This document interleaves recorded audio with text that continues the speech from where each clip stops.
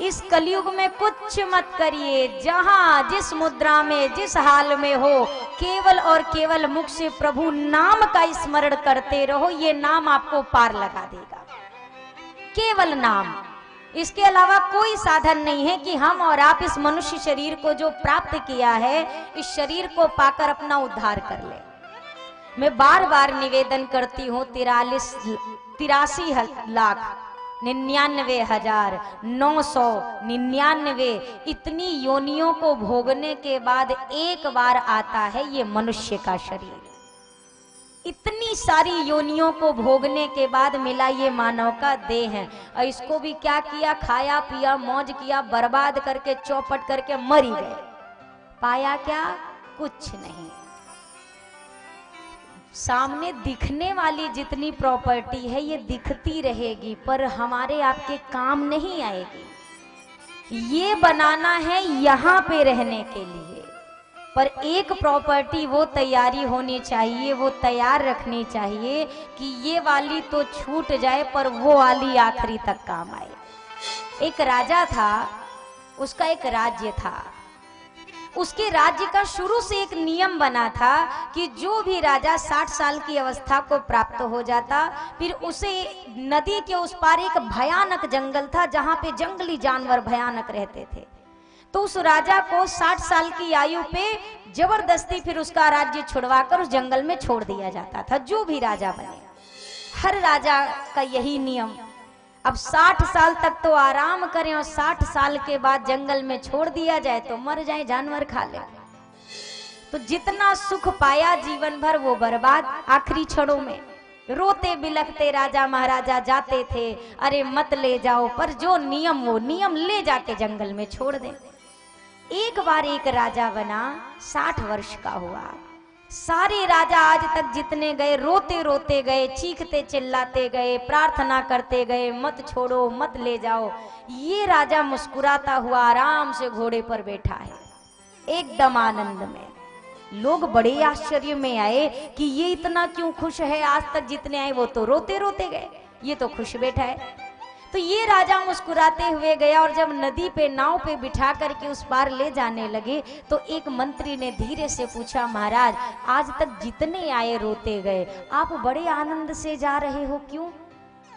राजा ने कहा, मेरा राज्य जितने वर्षों तक यहाँ पे था ना, तो इधर वाले राज्य की तो मैं व्यवस्था कर ही रहा था, साथ ही साथ मैंने नदी के उस पार जंगल में भी अपना एक बढ़िया सुंदर महल बना के रखा है। यहाँ तुम मुझे छोड़ोगे, नैया पार उतरूंगा और जाके अपने महल में ठाठ से रहूंगा। मैंने पहले ये, मुझे पता था कि आखिरी में मेरे साथ ये होगा, तो समय रहते मैंने अपनी व्यवस्था वहां पर बना ली है। अब समझिएगा, नदी के इस पार की जो धरा है ये मृत्यु लोक है, ये नदी ही भव सागर है, और नदी के उस पार जो बना महल है वो महल है जो हमने अपने जीवन काल में तैयार किया है। अब विचार करना है, इस नदी के उस पार हमने कैसा अपने रहने का स्थान बनाया है, हमने क्या अपनी व्यवस्था की है कि हम इस भव सागर को पार करके उस पार जाएं, तो हमारे लिए क्या सुविधा तैयार मिले। आप जितने आनंद में रहना चाहते हैं ना, अपने जीवन के रहते हुए उतनी अच्छी चीजों को वहां के लिए तैयार करिए, वही साथ जाएगा। और कुछ भी नहीं, न तन न धन न परिवार। तन अग्नि को जाएगा, तन अग्नि को जाएगा, धन परिवार को जाएगा, आत्मा को कोई लेकर जाएगा कर्मानुसार। अब विचार करिए कि हमने अपना क्या इस पूरे जीवन काल में जोड़ा है, क्या पाया है, क्या खोया है। किस धुन में बैठा है बावरे, तू किस्मत में मस्ताना है। अरे सोने वाले जाग जा, संसार मुसाफिर खाना है। सोने वाले जाग जा, संसार मुसाफिर खाना है। सोने वाले जाग जा, संसार मुसाफिर खाना है। सोने वाले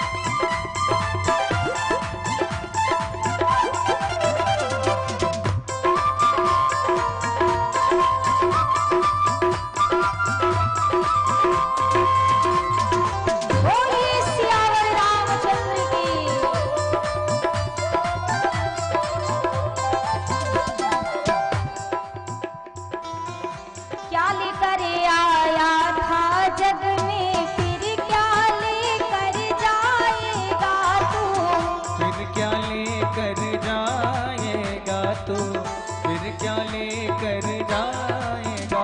अरे क्या लेकर आया था जग में, फिर क्या लेकर जाएगा तू। फिर क्या लेकर जाएगा तू, फिर क्या लेकर जाएगा। मुट्ठी बांधे आया जग में, मुट्ठी बांधे आया जग में, हाथ पसारे जाना है, सोने वाले जाग जा संसार मुसाफिर। सोने वाले जाग जा संसार मुसाफिर खाना है।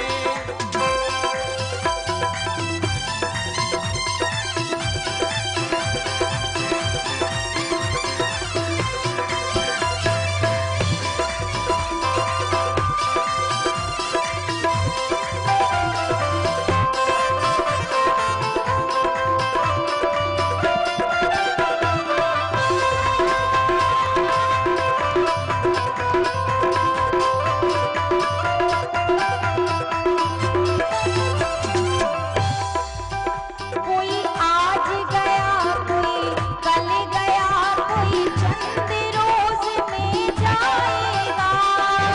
चंद रोज में जाएगा, कोई चंद रोज में जाएगा। कोई आज गया, कोई कल गया, कोई चंद रोज, कोई चंद रोज में जाएगा, कोई चंद रोज में जाएगा। जिसे घर से निकल गया पंछी, जिस घर से निकल गया पंछी, उस घर में फिर नहीं आना है, सोने वाले जाग जा संसार मुसाफिर खाना। सोने वाले जाग जा संसार मुसाफिर खाना है।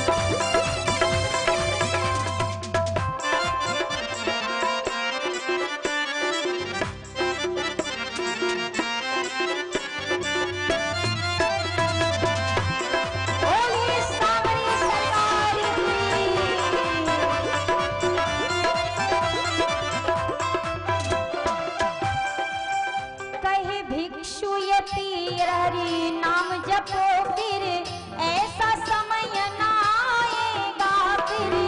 ऐसा समय ना आएगा फिर, ऐसा समय ना आएगा। कहे भिक्षु यति हरि नाम जपो फिर ऐसा समय ना आएगा। ऐसा समय ना आएगा फिर, ऐसा समय ना आएगा। पाकर कंचन सी काया को, पाकर कंचन सी काया को, फिर हाथ मींज पछताना है। सोने वाले जाग जा संसार मुसाफिर खाना है। ओ सोने वाले जाग जा, संसार मुसाफिर खाना रे। किस धुन में बैठा है बाबरे, किस धुन में बैठा है बाबरे, तू किस मत में मस्ताना है। सोने वाले जाग जा संसार मुसाफिर खाना। सोने वाले जाग जा, संसार मुसाफिर खाना है। अरे सोने वाले जाग जा संसार मुसाफिर खाना है। ओ सोने वाले जाग जा, संसार मुसाफिर खाना है। संसार मुसाफिर खाना है। संसार मुसाफिर खाना है। अरे सोने वाले जाग जा संसार मुसाफिर खाना है। अगर ये कोई कहे कि भैया जाग जाओ, तो सामने वाला कहता है हम तो जगे ही बैठे हैं, आपको क्या लग रहा है हम सो रहे हैं? सब जग रहे हैं भैया।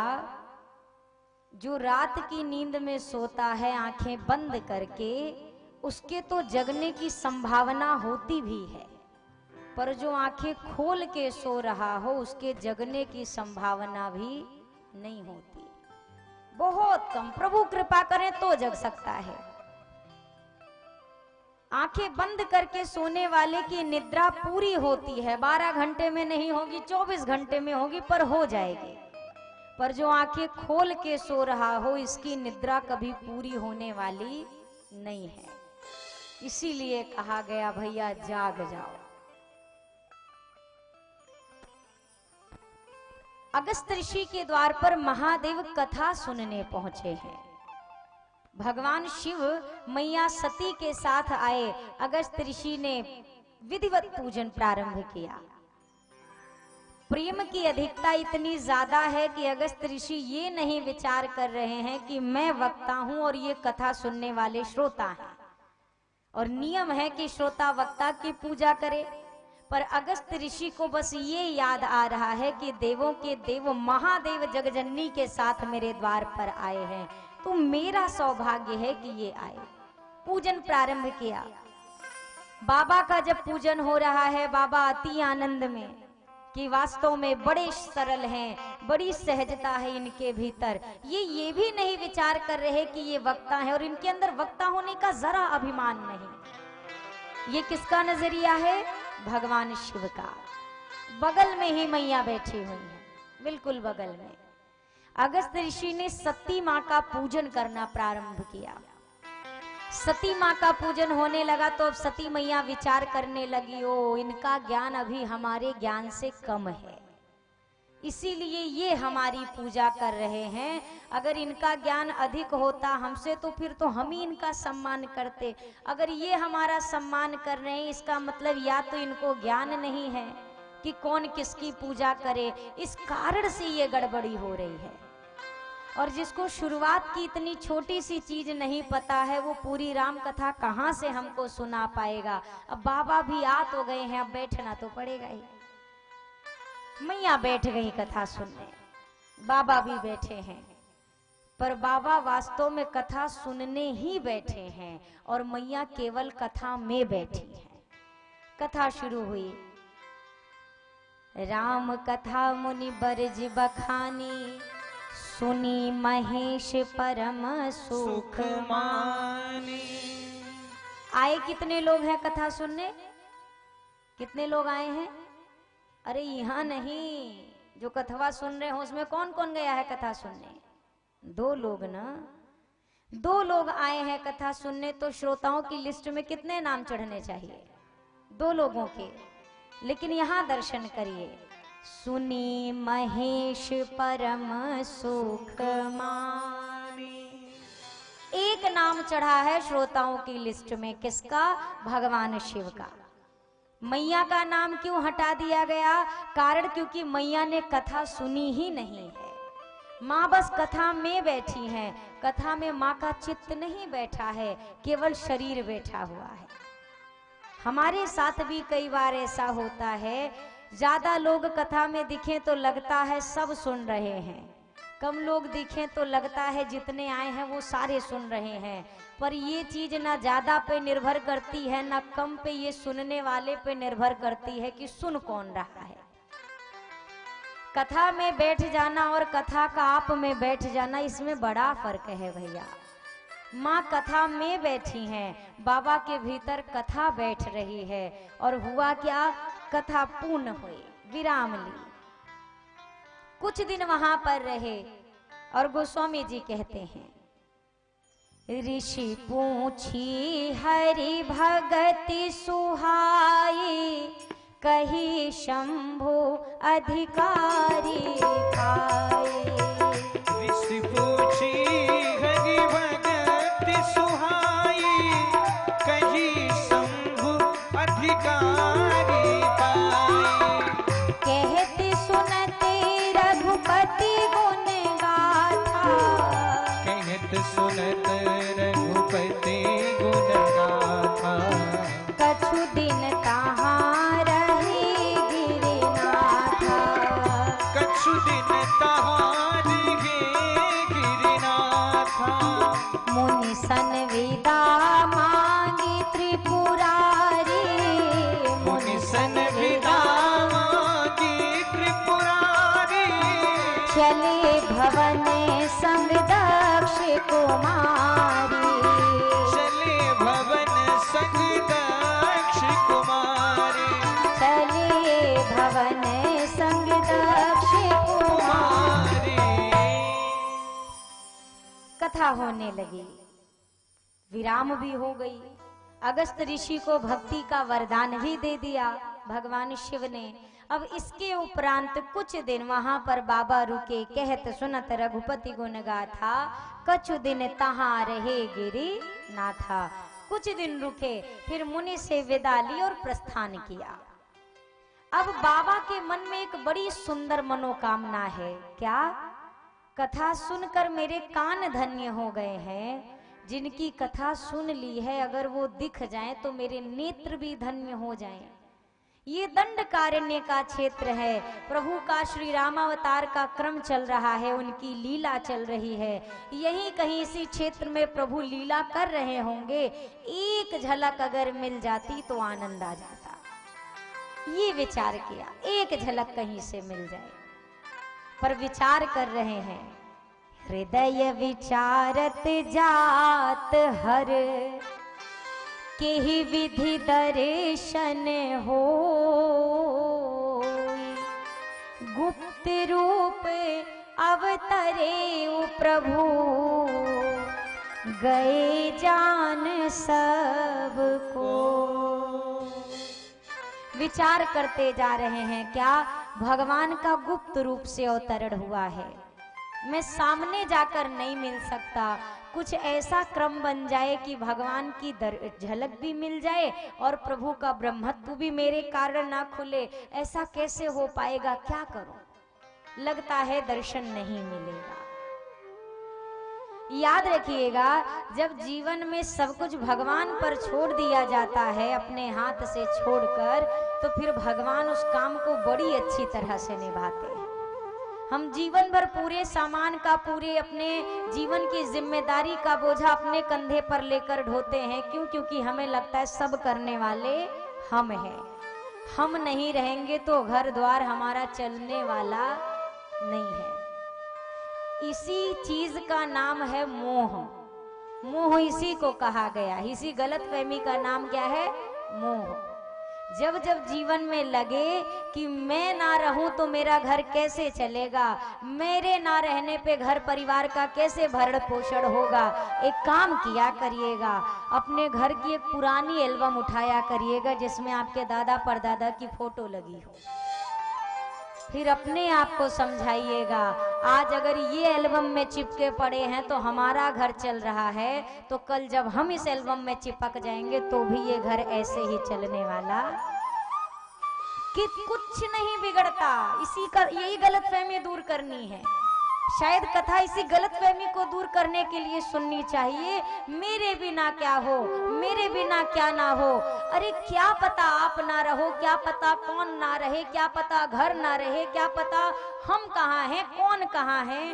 अरे भैया, जिसके पूरे घर वाले भी साथ रहे, कई बार ऐसी घटना हुई उसका शरीर तक अंत में नहीं मिला। भूल जाएं इस बात को कि मेरे बिना कुछ नहीं होगा, सब होगा, विधिवत होगा। क्या पता जितना बढ़िया अभी हम चला रहे हैं इससे भी बढ़िया होगा। तो गलतफहमी दूर करके कर्म किया जाए। जिम्मेदारी जो मिली है उस जिम्मेदारी को निभाना ही आपका सबसे बड़ा कर्म है और सबसे बड़ी सेवा है। बस उस जिम्मेदारी को निभाते हुए इस अभिमान में जीना कि मेरे कारण ये सब हो रहा है, यही जीव की हमारी सबसे बड़ी अज्ञानता है।